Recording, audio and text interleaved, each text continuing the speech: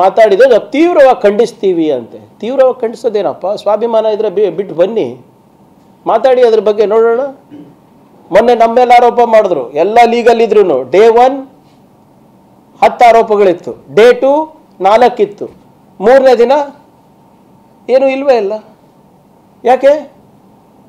ಯಾಕಂದರೆ ಎಲ್ಲನೂ ಲೀಗಲ್ ಇತ್ತು, ಅವ್ರಿಗೇನು ಗೊತ್ತಾಗಿಲ್ಲ ಏನು ಮಾಡೋದು ಅಂದ್ಬಿಟ್ಟು ಬಿಟ್ಬಿಟ್ರು.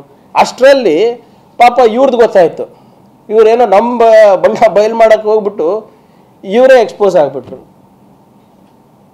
ಯಾವುದೋ ಒಂದು ಲ್ಯಾಂಡ್ ಎಜುಕೇಷನ್ ಪರ್ಪಸ್ಸಿಗೆ ತಗೋತೀನಿ ಅಂದ್ಬಿಟ್ಟು ಇವತ್ತು ನೀವು ಬಿರಿಯಾನಿ ಅಂಗಡಿ ನಡೆಸ್ತಾ ಇರೋದನ್ನ ಜನರಿಗೆ ಗೊತ್ತಾಗ್ಬಿಡ್ತು. ಈಗ ಅದನ್ನು ನಿಂತೋಗಿದೆ ಅಂತ ಕೇಳ್ಪಟ್ಟಿದ್ದೀನಿ. ಪಾಪ ಒಳ್ಳೆ ಬಿರಿಯಾನಿನೂ ಸಿಗ್ತಾ ಇಲ್ಲ ಈಗ ಅಲ್ಲಿ. ಯಾಕೆ ಸುಮ್ಮನಿದ್ದಾರೆ ಇವಾಗ? ಅಶೋಕಣ್ಣ ಎಲ್ಲಿದ್ದಾರೆ? ಅಶೋಕಣ್ಣ ಅವ್ರು ಭಾಳ ಎಲ್ಲದಕ್ಕೂ ಡಿ ಕೆ ಶಿವಕುಮಾರ್ ಅವ್ರಿಗೆ ಬೈತಾರೆ, ಸಿದ್ದರಾಮಯ್ಯ ಸಾಹೇಬ್ರಿಗೆ ಬೈತಾರೆ. ಈ ವಿಚಾರಗಳ ಬಗ್ಗೆ ಯಾಕೆ ಒಂದಿನ ಪಾಕ್ಸ್ಕೋ ಬಗ್ಗೆ ಮಾತಾಡಿದಾರ? ಒಂದಿನ ಪ್ರಜ್ವಲ್ ಮಾಡಿ ತಪ್ಪಂತ ಹೇಳಿದಾರ? ಮುನಿರತ್ನ ಸಮರ್ಥನೆ ಮಾಡ್ಕೋತಾ ಇದ್ದಾರಲ್ಲ ಇವರೆಲ್ಲರೂ.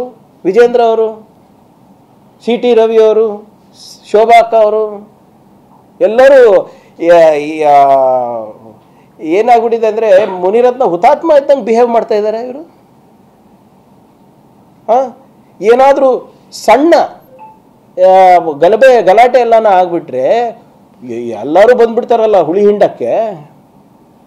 ಆ ಕೋಮದ ವಿಷ ಬೀಜವನ್ನು ಬಿತ್ತಲಿಕ್ಕೆ ಬರ್ತಾರಲ್ಲ. ಇವಾಗ ಏನಾಗ್ಬಿಟ್ಟಿದೆ, ಮುನಿರತ್ನ ವಿಚಾರದಲ್ಲಿ ಇವರೆಲ್ಲರೂ ಮೌನರತ್ನಗಳಾಗ್ಬಿಟ್ಟಿದ್ದಾರೆ. ಇದ್ರ ಬಗ್ಗೆ ಮಾತಾಡಲಿಕ್ಕೆ ತಯಾರಿಲ್ಲ.